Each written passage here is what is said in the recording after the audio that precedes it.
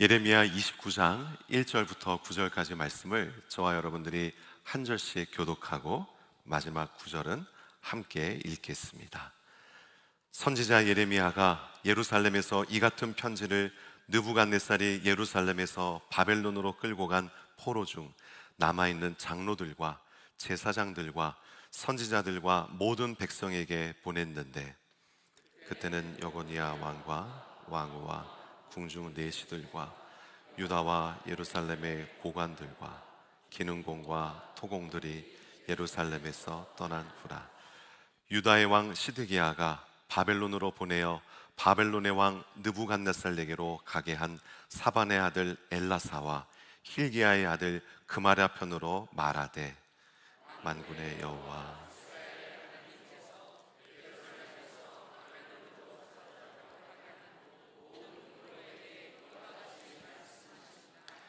너희는 집을 짓고 거기에 살며 텃밭을 만들고 그 열매를 먹으라. 아내를 맞이하여 자녀를 낳으며 너희 아들이 아내를 맞이하며 너희 딸이 남편을 맞아 그들로 자녀를 낳게 하여 너희가 거기에서 번성하고 줄어들지 아니하게 하라. 너희는 내가 사로잡혀 가게 한 그 성읍의 평안을 구하고 그를 위하여 여호와께 기도하라. 이는 그 성읍이 평안함으로 너희도 평안할 것임이라. 만군의 여호와 이스라엘의 하나님께서 이와 같이 말하노라. 너희 중에 있는 선지자들에게와 점쟁이에게 미혹되지 말며 너희가 꾼 꿈도 고지 듣고 믿지 말라.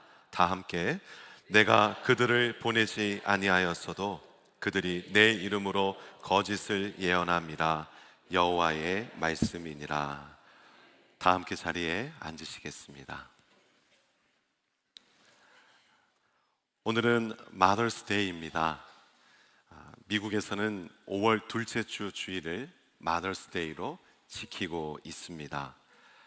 이 마더스 데이의 시작을 찾아보니까요, 20세기 초 필라델피아에서 살았던 애나 자비스라고 하는 한 여인으로부터 시작되었다고 합니다. 애나 자비스라고 하는 이 자매님이요, 본인이 섬겼던 그 교회에서 매번 5월 달에 어머님들을 위해서 꽃을 달아주고 축하하는 그것을 보고 좋게 여겨서 계속해서 이것이 더 확산되도록 이렇게 운동을 벌이고, 마침내는 온 미국에서 이렇게 마더스데이로 함께 지키고 있습니다. 가정을 돌보고 또 경제 활동을 함께 했던 이 땅의 모든 어머님들, 이 마더스데이에 우리가 함께 축하하고 격려하고 우리의 그 감사를 표현하는 시간입니다. 교회와 우리 중고등부에서 예쁜 꽃을 준비해서 달아드렸는데요, 여러분을 다시 한번 주님의 이름으로 축복하고 감사합니다. 오늘 이 자리에 계신 우리 모든 어머님들께 감사의 박수 한번 드릴까요?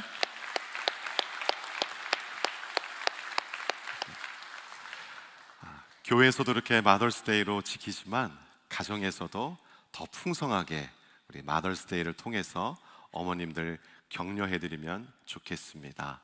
가능하다면 이렇게 용돈을 모아서 좋은 선물도 사드리고, 꼭 중요한 게 있는데요, 카드를 함께 해서 전달해 드리시기를 바랍니다. 우리가 이처럼 누군가에게 선물을 하고 또 선물을 할 때 카드나 편지를 쓰는데요, 그 카드와 편지에는 내가 상대방에게 전달하고자 하는 메시지가 있습니다. 오늘 우리가 함께 읽었던 이 본문이요, 바로 예레미야의 편지입니다. 이 예레미야의 편지에는 세 가지 더 많은 메시지가 있지만, 저는 오늘 본문을 통해서 그 세 가지를 살펴보고, 그래서 오늘 본문의 제목이요, 편지가 알려주는 사명입니다. 자, 그렇다면 이 예레미야가 누구에게 편지를 썼을까요? 오늘 본문 1절 말씀입니다. 선지자 예레미야가 예루살렘에서 이 같은 편지를 느부갓네살이 예루살렘에서 바벨론으로 끌고 간 포로 중 남아있는 장로들과 제사장들과 선지자들과 모든 백성에게 보냈는데, 예레미야 선지자는 바벨론에 포로로 잡혀간 그 많은 백성들 중에 남유다의 장로님들, 제사장들, 선지자들, 모든 백성에게 이 편지를 보냈습니다. 이때 예레미야 선지자를 통해서 선포되어지는 이 말씀이 지금 이 시간도 살아 역사하는 줄 믿습니다. 저와 여러분들에게 부탁하고 도전하는 그 말씀, 살아있는 그 말씀이 우리의 마음을 움직이고 저와 여러분 모두가 그 말씀에 순종하여 우리의 삶을 드릴 수 있는 이 시간 되기를 다시 한번 축복합니다. 계속해서 오늘 본문은요, 예레미야 선지자가 편지를 보낸 시기에 대해서도 말씀해 주고 있습니다. 2절 말씀인데요, 그때는, 편지를 보낸 그때는 여고니아 왕과 왕후와 궁중 내시들과 유다와 예루살렘의 고관들과 기능공과 토공들이 예루살렘에서 떠난 후라. 이 2절 말씀을 잘 이해하기 위해서는 이스라엘의 역사를 좀 살펴보아야 합니다. 하나님께서 선택하시고 당신의 제사장 나라로 삼아주신 이 이스라엘은 솔로몬 왕 이후에 분열되었습니다. 북이스라엘과 남유다로 분열되었죠. 그러나 이 북이스라엘과 남유다는 오래가지 못하고 하나님을 사랑하고 그 말씀에 순종하라고 여러 번 하나님께서 당부하셨지만 불순종함으로 말미암아 멸망하고 말았습니다. 그런데 이 북이스라엘과 남유다가 멸망했던 시차가 좀 있는데요, 북이스라엘은 주전 722년 그 당시 세계 최대 강대국이었던 아수르에 의해서 멸망했습니다. 남유다는 좀 더 시간이 지난 주전 586년에 바벨론에 의해서 그 아수르를 누르고 새로운 강대국으로 떠올랐던 그 바벨론의 느부갓네살 왕에 의해서 멸망당하였습니다. 그런데 이 성경의 역사를 쭉 보면요, 이 느부갓네살 왕은 단 한 번의 침공으로 남유다를 멸망시킨 것이 아니었습니다. 여러 차례 침공해 왔고, 그리고 침공해 와서는 남유다의 예루살렘에 살고 있는 사람들을 3번이나 포로로 끌고 갔습니다. 첫 번째 침공이 있었던 주전 605년, 이때는 남유다 18대 왕 여호와김 왕 때인데요, 침공해서 많은 포로로 잡아갔고, 이때 저와 여러분들이 잘 알고 있는 다니엘과 세 친구들도 포로로 잡혀갔습니다. 두 번째 침공은 주전 597년 19대 왕인 여호와긴 때 침공해서 여호와긴 왕과 10,000명이 넘는 귀족들, 기능공들, 토공들을 잡아갔습니다. 그리고 마지막 세 번째로는 주전 586년 20대 마지막 왕이었던 시드기야 왕 때 침공해서 이때 남유다는 멸망을 합니다. 오늘 본문 2절에 여러분 여고니아 왕과라고 나오는데요, 이 여고니아 왕은 19대 남유다의 왕이었던 여호와긴 왕의 또 다른 이름입니다. 즉 오늘 이 본문의 편지가 보내진 때는 두 번째 포로를 데리고 가고 아직 세 번째 포로가 잡혀가기는 않았어요. 그 사이에, 즉 정확한 연도는 나오진 않았지만 주전 597년과 586년 사이에 남유다의 마지막 왕 시드기야가 느부갓네살 왕에게 보내는 사신편으로 이 편지를 전달했다는 것을 알 수 있습니다. 오늘 이 본문에서 예레미야 선지자가 그 바벨론에 남아있는 그 남유다 백성들, 포로 생활을 하고 있는 남유다 백성들에게 첫 번째로 부탁하고 도전한 말씀은요, 오늘 본문 5절과 6절 말씀에 나와 있습니다. 우리 5절과 6절 말씀 한 목소리로 읽어보겠습니다. 너희는 집을 짓고 거기에 살며 텃밭을 만들고 그 열매를 먹으라. 아내를 맞이하여 자녀를 낳으며 너희 아들이 아내를 맞이하여 너희 딸이 남편을 맞아 그들로 자녀를 낳게 하여 너희가 거기에서 번성하고 줄어들지 아니하게 하라. 선지자는 포로로 잡혀간 남유다 백성들에게요, 지극히 일상적인 삶을 살라고 도전하면서 집을 짓고 살고 텃밭을 이루면서 살고 열매를 먹으라고 이야기하고 있습니다. 결혼하지 않았다면 아내를 맞이해서 결혼하고 자녀를 낳으라고 하고요, 그 자녀들도 결혼을 시켜서 그 자녀의 자녀들도 낳으라고 부탁하고 권면하고 있습니다. 왜 그렇게 했을까요? 그렇게 해서 바벨론에 잡혀간 상황이지만 절대로 줄어들지 말고 번성하라고 도전하고 있습니다. 근데 여러분, 우리가 이 말씀을 들을 때요, 잠깐 이상한 생각이 들 수 있습니다. 제가 포로가 총 3번에 걸쳐서 잡혀갔다고 말씀을 드렸고, 지금은 첫 번째 포로가 잡혀가고 두 번째 포로도 잡혀간 이후에 이 편지를 썼죠. 정확한 시기는 알 수 없지만 첫 번째 포로가 잡혀간 이후에 최소 8년에서 10년 가까운 시간이 흘러갔음을 우리는 알 수 있습니다. 그런데 왜 여러분, 10년이 짧으면 짧고 길면 긴데 한국 사람들은 10년이면 뭐가 변한다 그래요? 강산이 변한다고 합니다. 10년이면 굉장히 긴 시간인데 그들에게 일상적인 삶을 열심히 살면서 집을 짓고 텃밭을 가꾸면서 결혼하면서 살라라고 한 것은 그렇지 않은 사람들이 있었다 없었다? 있었다는 얘기죠. 그들에게 집을 짓고 살며 자녀를 낳고 번성하여 숫자가 줄어들지 말라라고 얘기했습니다. 그렇다면 왜 남유다 백성들은 바벨론에 살면서 그렇게 정착하는 삶을 살지 못했을까요? 저는 2가지 정도를 생각해 봤는데요, 첫 번째는 거짓 선지자들의 말을 들었기 때문입니다. 하나님께서는 예레미야 선지자를 통해서 하나님의 때가 몇 년이 차면 회복된다고 했어요? 70년. 근데 거짓 선지자들이요, 계속 얘기하는 것은 2년이면 된다, 2년만 지나면 느부갓네살 왕이 끝날 것이고 바벨론이 무너질 것이다. 아마도 많은 이 거짓 선지자들의 이야기를 들었던 이 포로 중에 있었던 남유다 백성들은요, 계속 희망 고문이라고 하죠. 올해인가 내년인가, 그러면서 그 땅에 정착을 하지 못한 것이 아닌가 생각합니다. 두 번째로, 이 남유다 백성들이 그 땅에 정착하지 못한 것은 아마 굉장히 다른 문화에서 또 다른 환경에서 살면서 어려움을 겪었기 때문이라고 생각합니다. 저와 여러분들은 이민자로 이 땅에서 살고 있죠.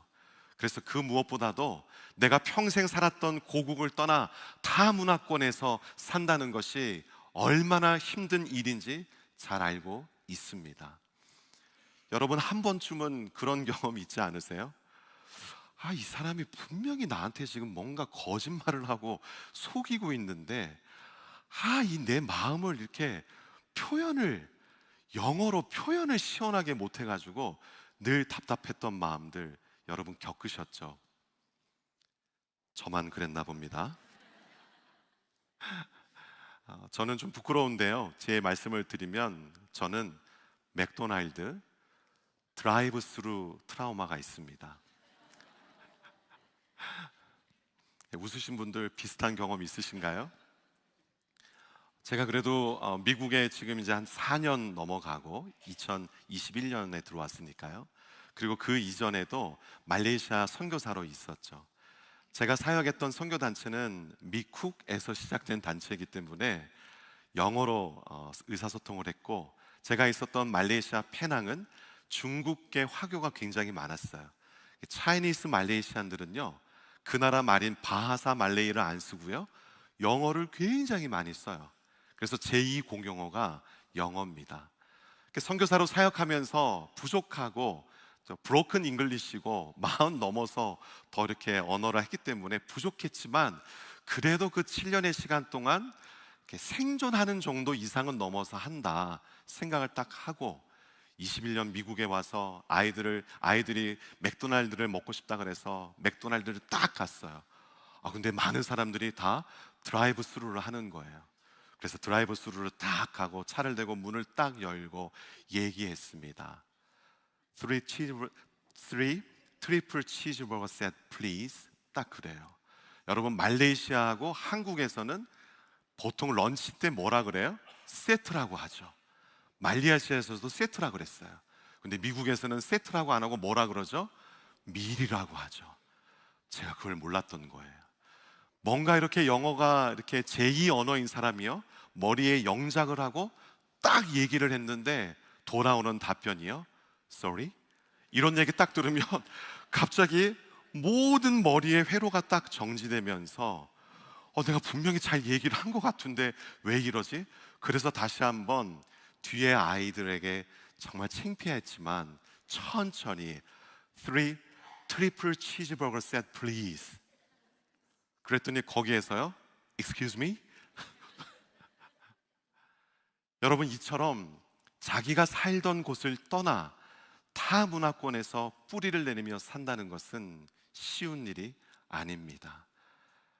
바벨론의 포로로 끌려간 이 남유다 백성들은 거짓 선지자의 말을 듣고 마음을 그 땅에 쏟지 못한 그런 경우, 혹은 타 문화권에 살면서 너무 힘들고 어려운 삶의 환경 속에 좌절하고 아무런 희망을 찾지 못한 채 그 땅에 정착해야 된다는 생각을 못하고 살아갔을 것입니다. 그렇기 때문에 예레미야 선지자는 그들에게 그 땅에서 집을 짓고 밭을 가꾸며 결혼하고 자녀를 낳고 그 자녀의 자녀들까지도 낳으라고, 그 일상적인 삶에 최선을 다해서 살라고 도전한 줄로 믿습니다. 왜 그렇게 얘기를 했을까요? 70년이란 시간이 지나면 하나님께서 그들을 다시 한번 자유케 하시고 다시 한번 그 예루살렘 남유다로 회복시키실 것이기 때문이었습니다. 그래서 여러분, 하나님의 백성은요, 첫 번째로 어떠한 상황과 환경 가운데 있을지라도 번성하며 줄어들지 말아야 함을 믿으시길 바랍니다. 아멘이십니까? 아멘. 우리 조국 대한민국의 출산율 통계가요, 너무너무 정말 무섭습니다. 지난 2024년 출산 통계가요 0.75명이라고 합니다. 출산을 할 수 있는 여성이 평생 낳는 숫자가요 한 명도 아니고 0.75명. 100명의 어머니들이 모여 있으면 그 중에 75명만 출산한다는 거예요. 근데 그나마 이것도요 2020년 0.72까지 떨어졌다가 조금 회복됐다고 해요. 출산율이 회복될지어다. 네, 이것이 회복되고 그래야 우리가 번성하고 우리 숫자가 줄어들지 않을 줄 믿습니다. 여러분, 이러한 상황 속에서 하나님의 백성임을 믿는 여러분 믿으시죠? 하나님의 백성인 저와 여러분들은 어떠한 삶을 살아야 할까요? 하나님의 말씀을 붙잡고 순종하며 살아야 될 줄 믿습니다. 많은 신학자들이 문화명령이라고 하는 창세기 1장 27절과 28절에 하나님께서 당신의 형상대로 사람을 지으셨어요. 그리고 우리를 축복하시면서 28절에 그들에게 이르시되 생육하고 번성하고 땅에 충만하라고 하셨습니다. 여러분, 이 말씀을 붙잡고 여러분들을 주님의 이름으로 축복합니다.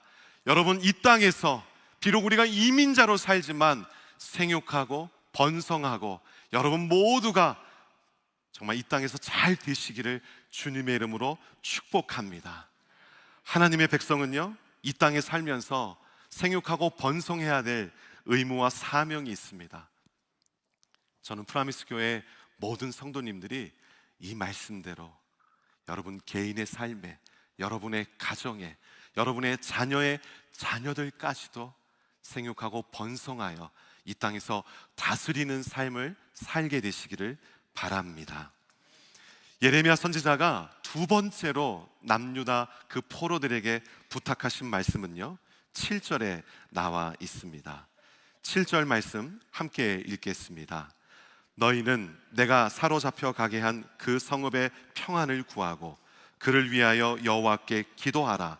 이는 그 성읍이 평안함으로 너희도 평안할 것임이라. 아멘. 그래서 하나님의 백성은요 두 번째로 살고 있는 도시와 나라의 평안을 위해서 기도해야 합니다. 사실 이 말씀도 딱 생각해 보면 순종하기 참 어려운 말씀이에요. 지금 함께 포로로 잡혀간 남유다 백성들 서로를 위해서 기도해 주라는 말씀이었나요? 아니죠. 그들이 잡혀갔던 원수 국가였던 바벨론과 그들이 살고 있는 바벨론을 위해서 기도하라고 예레미야 선지자가 도전하고 부탁하고 있는 것입니다. 여러분, 저와 여러분들은 한국 사람들이잖아요. 한국 사람들은 이 원수를 위해서 기도하는 게 얼마나 힘든 일인지 잘 이해합니다. 여러분, 한국 축구 국가대표팀이 다른 국가대표팀한테 져도 되죠. 그럴 수 있죠. 그런데 어떤 팀에게는 절대 지면 안 돼요? 어떤 팀? 일본 국가대표팀. 저와 여러분들 마음속에는 뿌리 깊은 일본에 대한 그런 원망, 적개심이 있죠. 마치 이런 마음을 느끼고 있었을 거예요. 그런데 그들을 향해서 바벨론과 그 나라를 위해서 기도하라. 왜 그렇게 얘기했습니까? 그렇게 그 성읍의 평안함을 위해서 기도할 때 그 평안함이 그들에게, 기도한 이들에게 돌아온다라고 얘기했기 때문입니다. 한 목사님이 편안함과 평안함은 다르다고 하셨어요. 여러분, 이게 전문 용어로 한 끗 차이인데요, 편안함이라고 하는 것은 몸이 그냥 편한 거죠. 근데 여러분, 평안함이라고 하는 것은 어떤 뜻입니까? 비록 우리의 삶의 환경과 여건이 참 쉽지 않은 상황이 되고 우리가 생각하지 못했던 고난과 많은 어려움들, 재정적인 어려움들, 관계의 어려움들, 그런 어려움과 시련이 찾아올지라도 하나님께서 지금 나와 함께 하신다, 나는 구원받은 하나님의 백성이다 라고 하는 이런 믿음 안에 우리의 마음에 흔들림이 없고 안정감이 있고 기쁨, 바로 그것이 평안함인 줄 믿습니다. 그래서 많은 이 이스라엘 사람들, 유대인들은 뭐라고 얘기해요? 샬롬. 여러분, 이것이 평안하라 라고 하는 뜻이죠. 여러분, 그런 의미에서 좌우 옆에 있는 분들에게 한번 그렇게 선포해 볼까요? 샬롬, 평안하십시오.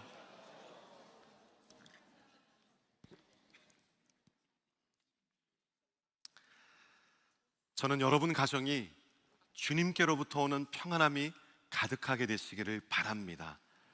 이를 위해서 우리가 살고 있는 도시와 나라를 위해서 기도해야 되는 줄 또한 믿습니다.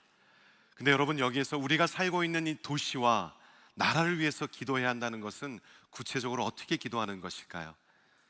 성경 디모데전서 2장 1절과 2절에 잘 나와 있습니다.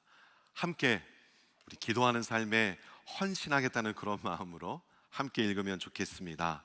그러므로 내가 첫째로 권하노니 모든 사람을 위하여 간구와 기도와 도고와 감사를 하되 임금들과 높은 지위에 있는 모든 사람을 위하여 하라. 이는 우리가 모든 경건과 단정함으로 고요하고 평안한 생활을 하려 함이라. 아멘. 사도 바울이 네 가지의 기도에 대해서 도전하고 있죠. 간구, 이것은 우리의 필요를 구하는 간청하는 기도입니다. 기도, 이것은 원어적으로 보면요, 우리가 예배할 때 하나님께 드리는 기도, 하나님과 교제하기 위해서 드리는 기도. 그리고 마지막 감사는 말 그대로 정말 감사하는 그런 기도인데요, 세 번째, 우리가 요즘에는 잘 쓰지 않는 도고라고 하는 말이 나오지만 바로 이 도고가 다른 사람을 위해서, 또 다른 나라와 민족을 위해서 기도하는 중보 기도를 뜻합니다. 임금들과 높은 지위에 있는 사람들을 위해 기도하는 것이 이 나라와 도시를 위해 기도하는 구체적인 기도임을 믿으시길 바랍니다. 그렇다면 가까이는요, 우리가 살고 있는 시디, 스와니, 둘루스, 뷰포드의 시장을 위해서 기도해 주시고, 이 애틀란타의 시장과 더 지경을 넓혀 조지아주의 주지사의 이름을 불러가며 축복하며 기도하는 우리가 될 수 있기를 바랍니다. 더 나아가 트럼프 대통령을 위해서도 기도해 주시고, 우리의 조국 대한민국의 대선, 임시대선이 한 달이 채 남지 않았는데 하나님을 경외하는 사람을 세워주시도록 함께 기도해야 될 줄 믿습니다. 저는 그런 또 기도 제목들이 생각나더라고요. 대통령과 시장들, 높은 지위에 있는 사람들 한 사람이 이끄는 것이 아니잖아요. 그 주변에는 많은 참모들이 있습니다. 하나님, 선출되어진 대통령과 지금 이 땅에 있는 시장과 주지사와 우리 트럼프 대통령 주변에 하나님을 경외하며 분명한 신앙과 믿음이 있는 보좌진들을 붙여주십시오. 그 보좌진들을 통해서 정말 대통령이 올바른 결정을 내릴 수 있도록 그들을 통해 역사해 주십시오. 저는 믿습니다. 하나님께서 사람을 통해서 일하시는 줄 믿습니다. 근데 또한요, 하나님께서는 저와 여러분들의 기도, 이 땅에 세우신 수많은 교회의 기도를 통해서 역사하시고 일하실 줄 믿습니다. 나라를 위해서, 이 도시를 위해서, 높은 지위에 있는 사람들을 위해서 기도하고 그들의 평안을 위해서 기도할 때 그 평안이요, 부메랑이 되어서 우리에게 평안으로 오게 될 줄 저는 믿습니다. 마지막으로 예레미야 선지자가 세 번째로 남유다 백성들에게 또 저와 여러분들에게 부탁하는 말씀은요, 8절과 9절에 나와 있습니다. 8절과 9절 말씀도 함께 읽겠습니다. 만군의 여호와 이스라엘의 하나님께서 이와 같이 말하노라. 너희 중에 있는 선지자들에게와 점쟁이에게 미혹되지 말며 너희가 꾼 꿈도 고지 듣고 믿지 말라. 내가 그들을 보내지 아니하였어도 그들이 내 이름으로 거짓을 예언함이라. 여호와의 말씀이니라. 그래서 세 번째로요, 하나님의 백성은 거짓 예언을 잘 분별해야 합니다. 여러분, 구약 성경에 대선지서, 소선지서 합쳐서 총 17권의 선지서가 있습니다. 근데 성경 어플을 이렇게 검색하다 보면요, 유난히 예레미야서에서만 어떤 단어가 가장 많이 나오냐면요, 거짓이라고 하는 단어가 가장 많이 나옵니다. 예레미야서에 거짓이라고 하는 단어가요 47번 나옵니다. 실제로 우리가 함께 묵상하고 있는 우리 이 본문 큐티 본문에 보면 28장에는 예루살렘에서 활동했던 하나냐라고 하는 거짓 선지자가 있었고요, 30장에는 바벨론 포로 중에도 느헬람 사람 스마야, 이 거짓 선지자가 있어서 예레미야 선지자가 보낸 그 편지, 왜 이런 편지를 보내고 정말 미친 일을 하는 사람들 왜 책망하지 않느냐, 예루살렘에 있는 제사장들에게 또 다른 편지를 보내 예레미야를 모독하고 공격했습니다. 그리고 8절 말씀에 보면요, 선지자들과 함께 누가 나와요? 점쟁이라고 나옵니다. 여러분, 점쟁이라고 하는 말이 성경에 나오는 줄 아셨어요? 점치는 사람들, 무당. 제가 궁금해서 리서치를 인터넷에서 해봤더니요, 여러분, 한국에 이런 무속인의 숫자가 몇 명이나 된다고 생각하십니까? 2024년 대한경신연합회,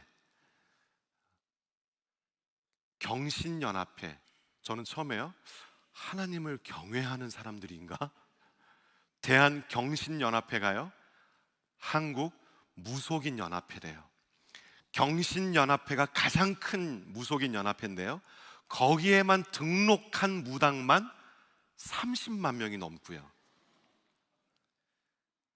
그리고 이거는 저의 개인적인 의견이 아니라 중앙일보, 한국일보 2024년 기사 중에 제가 갖고 온 건데요, 공식적으로 등록한 사람이 30만 명, 비공식적으로 40만 명에서 60만 명이 있을 것이다.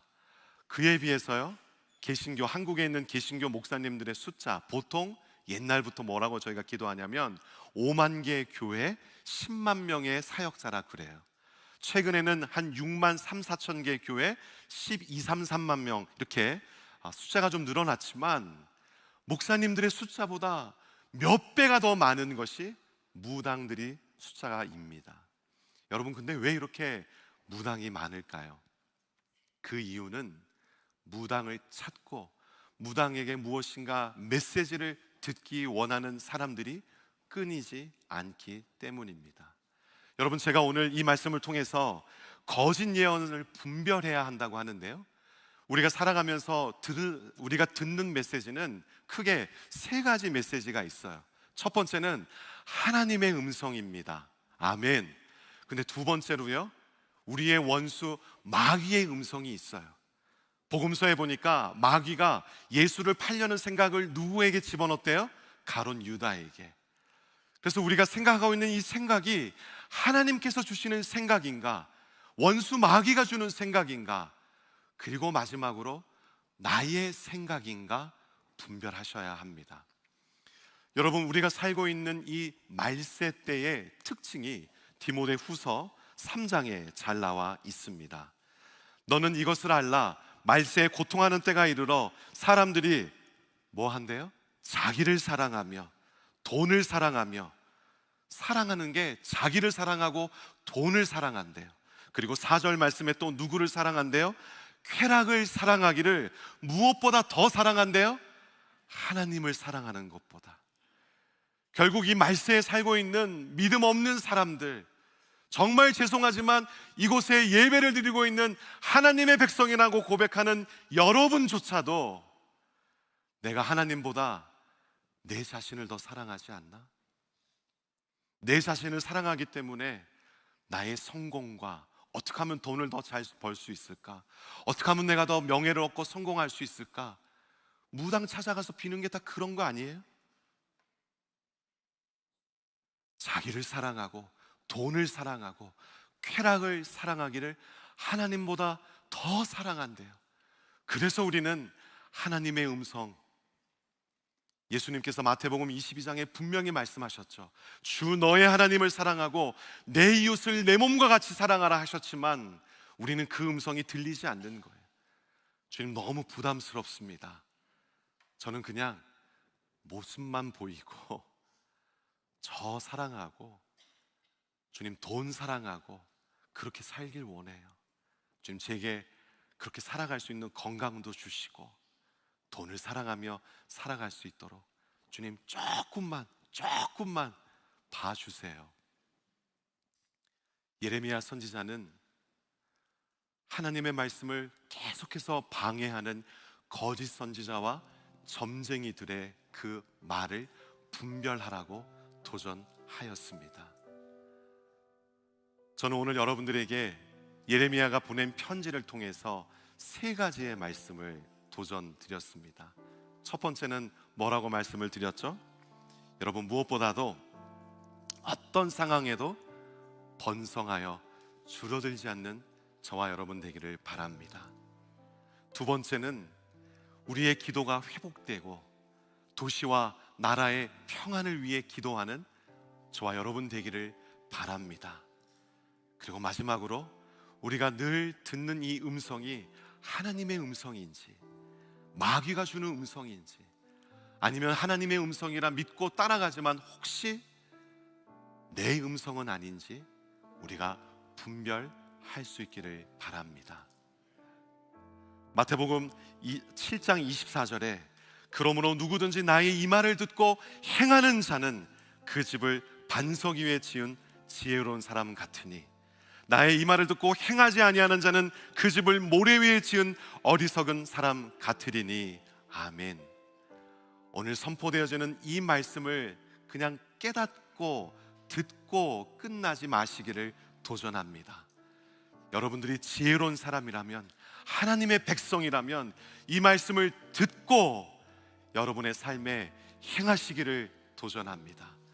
근데 그 행하는 것은요, 나의 힘과 능력으로 되지 않고 성령의 능력과 기름 부심이 있을 때 가능한 일인 줄 믿습니다.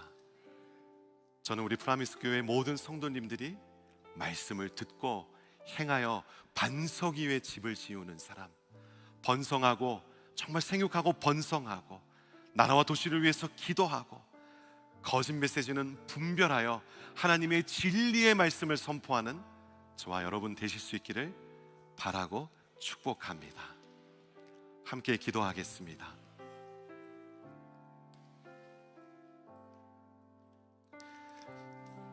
여러분, 이 시간 제가 대표로 기도하지만 저는 여러분들께 다시 한번 좀 콜링하고 도전하고 싶습니다.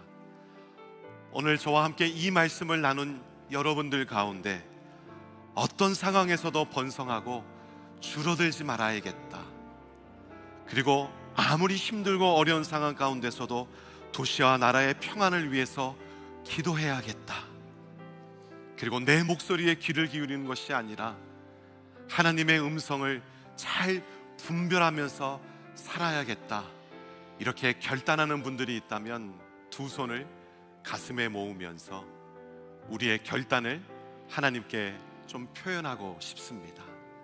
정말 이 말씀에 순종하며 살기 원하는 분들, 두 손을 가슴에 모으실 때 제가 여러분들 위해서 축복하며 대표로 기도합니다. 살아계신 아버지 하나님, 오늘 이 예배 중에 예레미야서의 그 말씀을 통해 도전하여 주시니 감사합니다. 어떠한 상황에서도 하나님의 백성이 번성하여 줄어들지 않도록 주님, 우리의 일상생활에 최선을 다하게 하여 주시옵소서. 그리고 더 나아가 도시와 나라의 평안을 위해 기도하는 우리가 되게 하여 주시고, 거짓 예언을 분별하고 원수가 주는 메시지와 나의 메시지를 분별하여 오직 하나님의 말씀에만 순종하는 우리 모두가 되게 하여 주시옵소서. 특별히 두 손을 가슴에 모으고 기도하고 있는 주의 백성들 기억하여 주시고, 성령 하나님께서 그들의 삶을 붙잡아 주심으로 말미암아 승리하게 하여 주시옵소서. 감사와 찬양을 드리며 예수님 이름으로 기도하옵나이다.